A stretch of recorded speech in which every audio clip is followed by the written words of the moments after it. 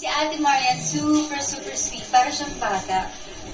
Para siyang teenage. Para siyang 14 years old. Ang cute-cute na ng dalawa ni Kuya, no?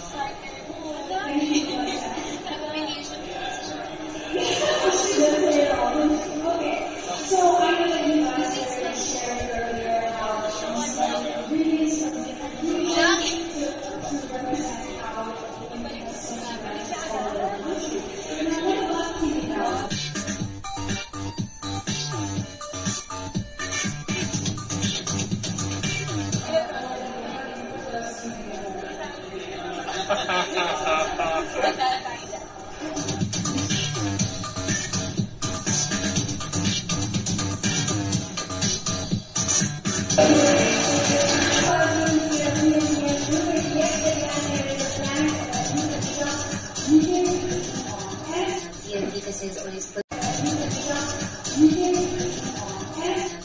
kasi is always putting us first.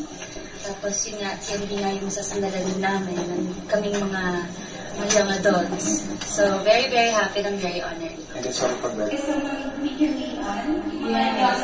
Young people like me. Diba, all the time, and TNT is the one managing my packing needs, nila ako. And then, thank you TNT kasi you're always putting us first. So, happy 100 years po. Congratulations.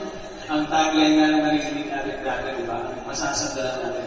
And now, we are very honored to be part of this milestone. Of course, in the 100th celebration of this institution. Kaya nga lang, wala dito ang partner ni Nadine para ma-witness din yan. Hindi namin miss yan nasa. Super happy. I mean, naramdaman ko po talaga na really happy na kasama namin sila, nakasama kami. To honor the past of Philippine National Band,